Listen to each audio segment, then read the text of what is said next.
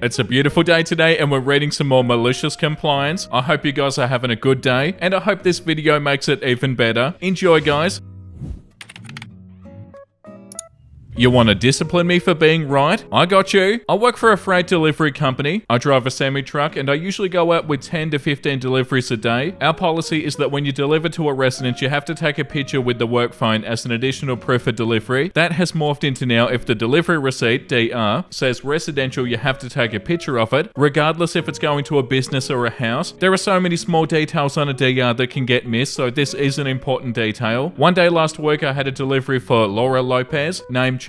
It was being delivered to a construction company that Laura is an employee of. The DR does not say that it's residential. I make the delivery and I leave. No picture. The next morning, my biatch of a supervisor says, I have a write-up for you. Puzzled, I ask her for what? For the Laura Lopez delivery yesterday. It was residential. I explained to her that it was at a business and the DR did not say residential. She wasn't having it. I also should mention that her and I butt heads often, and she's been trying to get rid of me for some time. I told her that we need to go talk to my manager about it. So we do, and he sides with me because she has no ground to stand on. This infuriates her. I tell her that under no circumstances will this be an issue again. That day is when I start my malicious compliance. I take pictures with the work phone at every stop. What happens is when I hit depart on the work phone, it sends a pop-up to her computer and the picture, and she has to acknowledge it before she can do anything else on her computer. I crashed her computer 3 different times that day. At one stop, I took 20 pictures. I get a call from her telling me that I have to stop taking pictures. I politely tell her that I'm covering my ass and not going against policy. I'm giving you an order. I laugh and then I hang up. Sure as hell, she wrote me up for it. I don't even argue. I say that we need to take it up to my manager. I walk in and he says, "What now?" I tell him the story. He looks at her, takes the write-up and rips it up. Are you seriously writing him up for overperforming? She had no words, and I still take a picture at every stop because I'm petty, lol. Wow, that's so awesome. And also awesome the way that your manager was handling it. The top comment says, takes the write-up and rips it up. Are you seriously writing him up for overperforming? Props to the boss for actually knowing that she's a pain. You're my new driving hero. Stay safe. Yeah, I get the feeling this isn't the first time they've been annoying about something. The next one is called You Want Me to Act My Wage. Alright then. This was my first job a few years back. I was a working student at a startup as web dev. I was specialized in the field they deployed their software in, as well as the used technology. The first year was great. I learned a lot, and though I had a contract for 20 hours, I worked at least 40. More than a few weeks were even 60. I identified myself with the company, with the product, with the people. Come another year down the road, people wanted to implement a feature. I raised concerns that it might be difficult to implement, given the software architecture at that point, and also probably useless because the metrics were a mess. The CEO told me to act your wage, and I thought to myself, alright, will do. I strictly committed to my 20 hours a week, didn't work a second longer. I updated my CV, got an interview and a new job, quit with a month of notice. The company leadership was horrified and had to take actions I learnt later to hire a new web dev who could pick up from where I left off. They had to fire almost the whole sales department. My resignation caused them to lay off almost 30% of their workforce. By today, the company operates with 35% remaining employees. Edit, I should also mention that clients ran off because the support line was not manned 24/7 anymore, that bug fixes took way longer, and that new features were very faulty because I only implemented what was in the very badly described tickets. Edit number 2, I think I need to clarify a few things. First of all, the location of work was in Germany, so I had to follow German legislation. 1 month of notice because of the working student engagement. All hours got compensated. I made sure of it. It should also be noted that it was during the studies of my master's degree in computer science, so the work benefited my studies. Yeah, like the top comment says, 100% the way to do it when the workplace doesn't respect your expertise. How did the new job go? And OP said, rewarding, excellent team lead, excellent pay, very interesting project. Gotta love a happy ending. Good on you for getting out of there, OP. You're onto better things. They didn't deserve you. The next one is called What Professor Asks For, Professor Gets. I had a hand in this malicious compliance and it was rather nice. First, a little information. Back when I was working as a classroom technician for my local community college, after I graduated, the college had a need for a technical scribe for a blind student. They needed somebody who could not only provide direction of what the computer was showing on the screen, software that audibly gave cues on what you were doing was unable to, but also had the technical skills to also know how to work the software that was being used. I fit in perfect and I was hired on to do technical interpreting for the student for the quarter. The professor assigned for the students to create a user interface that did some specific things. Well, the paper that he gave out had a general idea of what the student were to create. To help, but not overly help, I designed the general GUI, graphical user interface, and then let the student do the brunt of the work that Dragon functioned for. And I filled in the gaps by verbally cueing him on where he was and what to do next. Because Dragon wasn't giving any cues, student then turned in the assignment. Professor asked us to come into his office the next day, and he says that he knows that I did the GUI part, and it was the student's responsibility to do their own interpretation of what he handed out. I was about to explain, but the student grabbed my arm, politely apologized and said that he'll do as he was asked. We leave his office and I asked what's up. Can you edit the settings on those laser printers in the computer lab to print a page of nothing but black? I said sure. So we do so, and after that black page was printed out, we went back to the professor's office. He said, well, that was quick. The student handed over the paper, and the professor was really confused. Student then spoke up. You said for me to design a GUI based off of what you printed. This is what I saw, so I'm giving you my interpretation of the image that you printed for the class. Wow, that's incredible. At that moment, the professor had a light bulb go off in his head, realizing that he required a blind student to give their interpretation of an image that he printed for the class. He apologized, said the previous work will be counted, and for future assignments to proceed as we had been. He then said to the student, well played. Wow, that's so funny. Here's my interpretation. Manager asked me to motivate an employee into doing a job that he doesn't like. This happened around mid-2006. I was a low-level team leader in a tech consulting company. I was in charge of 2 teams of 3 each. The client was a bank. If you've ever worked with a bank, you know that technology moves pretty slowly on a bank. For instance, the project that we worked at was in Java 1.3 that got deprecated in March 06. One of the guys on my team, let's call him Max Powers, was the kind of guy that's always trying to be on the cutting edge of everything. And we had him working on the project, and he asked several times to migrate the project to a newer version of Java or be assigned to a project with more up-to-date tech. He was just assigned to this one, but I couldn't do any of those things. I knew he was unmotivated because of this, and I was also pretty bummed about having to work with outdated technology. So we both started researching open source tools to use in the company that were cutting edge and proposed some improvements to our manager. He liked the idea, so we formed a task force to create tools for the company. The force was Max and myself. However, this was a side job. Our main responsibilities were still on the bank project. One day on a team project leaders and managers meeting, we were talking about desired and undesired rotation, people leaving the company, and how to stop it. I brought Max's case up, saying that having someone extremely focused on cutting edge technology doing boring outdated stuff probably was the recipe to undesired rotation. The manager said, you're wrong, this is totally desired rotation. We want people motivated to work here. He's not. I said, but he's not because you're unwilling to move it to a project with better tech. Plus, he's one of our best assets by a mile. He's doing the work of 2 to 3 people and the task force. We wouldn't want him to leave. It would be a problem. Then the manager said, then it's your fault. You have to motivate him better. I stopped arguing. To me, Max leaving was totally a case of undesired rotation. It was a problem to my planning, and furthermore, it was losing somebody who I saw was one of the top assets available in the company. But the manager said that I needed to motivate Max better. Cue the malicious compliance. So I did. I motivated him to get the hell out of the company. He wasn't going to be allowed to work in cutting edge projects there. He found a new and exciting job in no time. He's a millionaire now. He got called by Google to interview with them. He rejected the offer. He could have been retired by 38, but he kept on working because he still loves what he does. We struggled to cover him. We had to hire 2 more developers and the task force came to an end. I couldn't do it all by myself and the rest of the devs weren't as interested. Wow, that's so awesome and so deserved as well. And so silly on the part of the manager. Yeah, good on you, OP, for convincing them to leave. Job wanted work shirts back when I quit. They received a pile of muddy ashes. Back on February 23rd of 2014, a Sunday, I was driving home from going clothes shopping for my new job I was starting in a week when my car literally caught on fire with me and my then 4-year-old son in it. I just bought $200 worth of clothes and my laundry was in my car from the laundromat, including my work shirt and white lab coat. I had already given notice to my boss that I was leaving, and the next day, Monday, I called her in to tell her what had happened and that I wouldn't be in due to smoke inhalation issues and also needing to go buy a new car. This was supposed to be my last day. She decides to tell me that I needed to return my 3 work shirts and both lab coats or I'd have the cost of them taken from my last check. I told her that they were a pile of ash at the salvage yard. She tells me I have to bring them in. Okay, will do. Insert eye roll and a certain finger flashing from my side of the phone. Tuesday I walked in with a picture of my laundry basket melted in my car and a Ziploc filled with ashes and mud. I recorded myself giving them to her and telling her again what happened. I got a side eye and a WTF. I walked walked out with a smirk. Added to add that I've been at the new job for 10 years in March. Best move I ever made. Also, my wages were never garnished. I don't think they legally could, but who knows? So what, did they not listen to you or something? What the hell do you mean they have to bring the shirts in? They went up in flames. Are you not even listening? Oh, that's so frustrating. Like imagining that you've been in a situation like this, and not only does it sound like they don't give a damn that happened to you, they're like, nah, you still have to bring in the shirts. Yeah, I'm so happy you left that job, OP.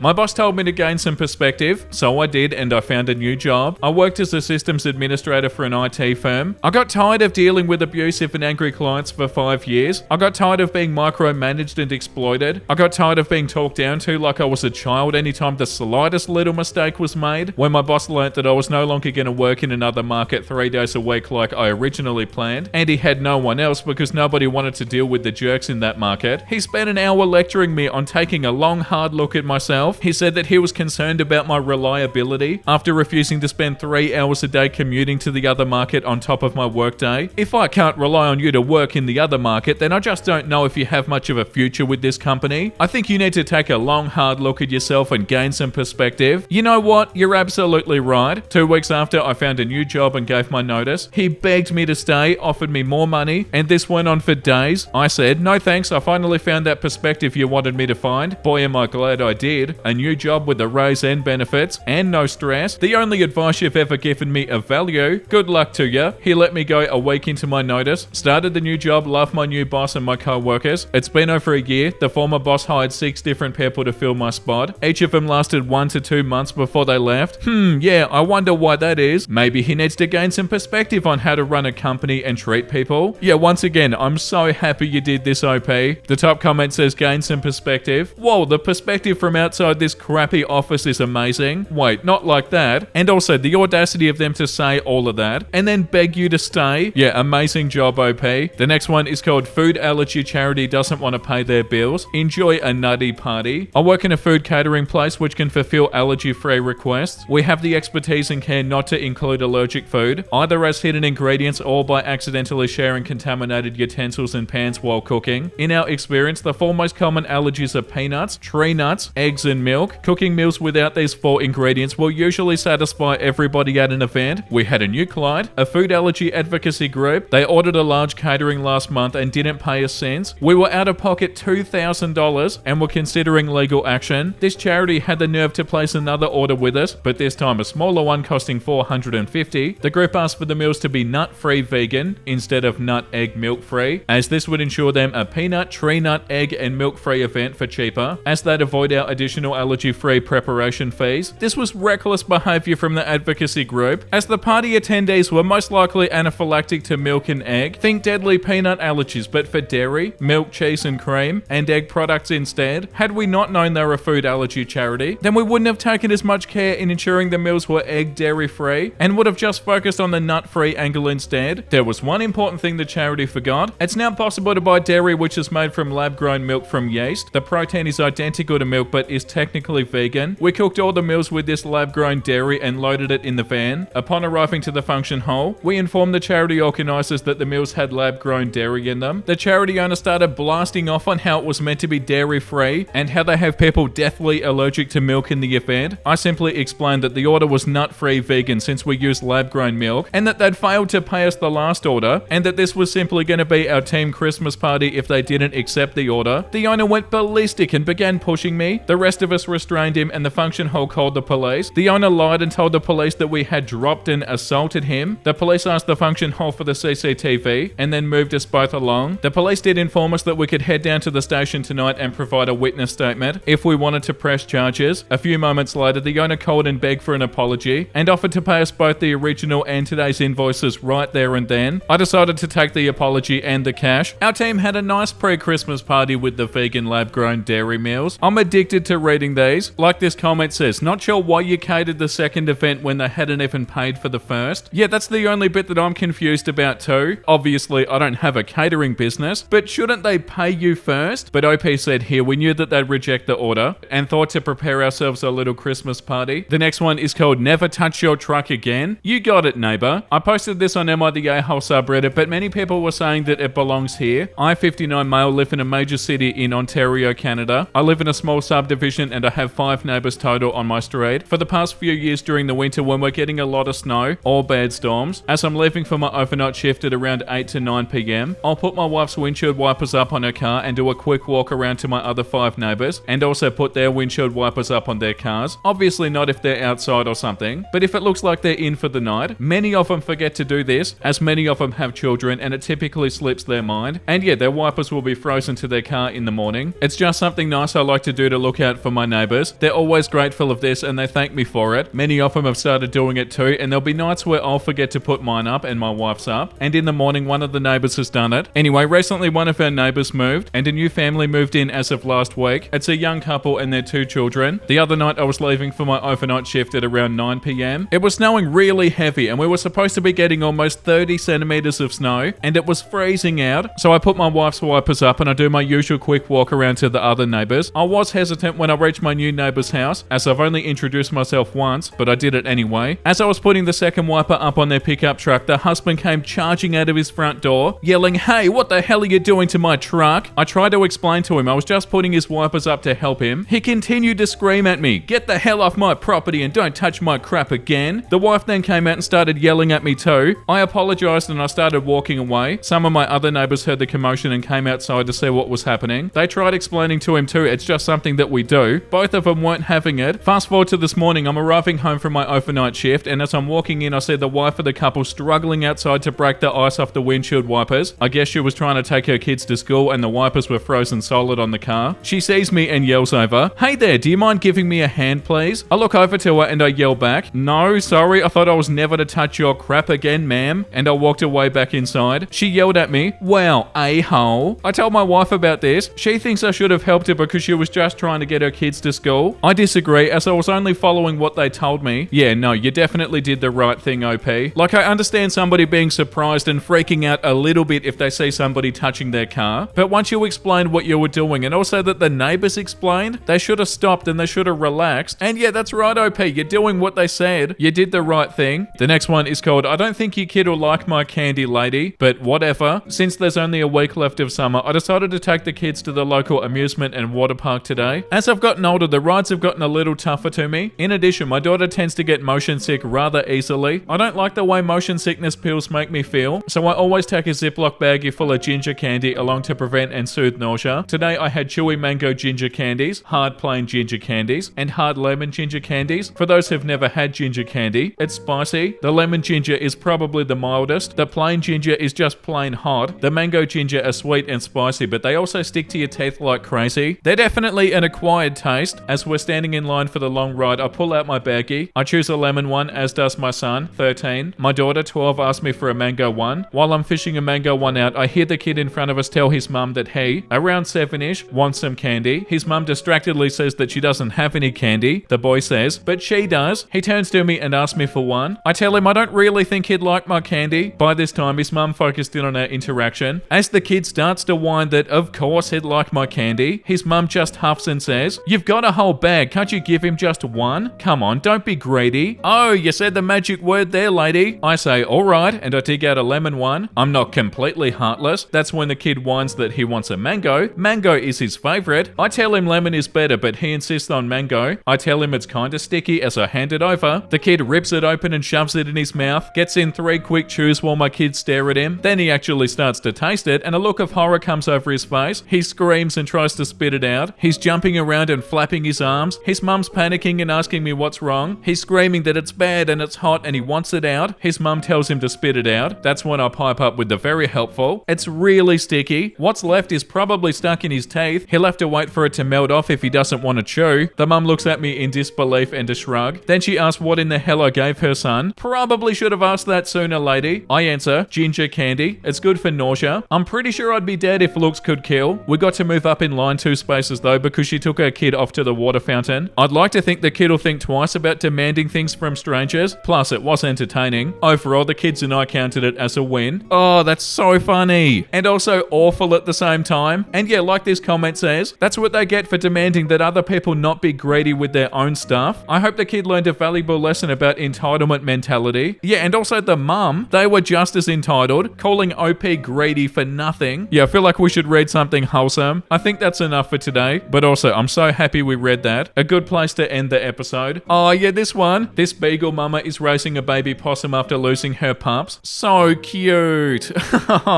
Such a beautiful little angel. And the way the possum is hanging onto them, so adorable. When your favorite stuffed animal gets ripped, so your mum stitches it back together. Oh, that's also so cute. They're like, finally, my love is back. I missed you so much. I want somebody to stick around and annoy me for my entire life like this. Yeah, how beautiful. Seeing people in love is so special. You might even say wholesome. My life, my mum. Oh, that's so cute.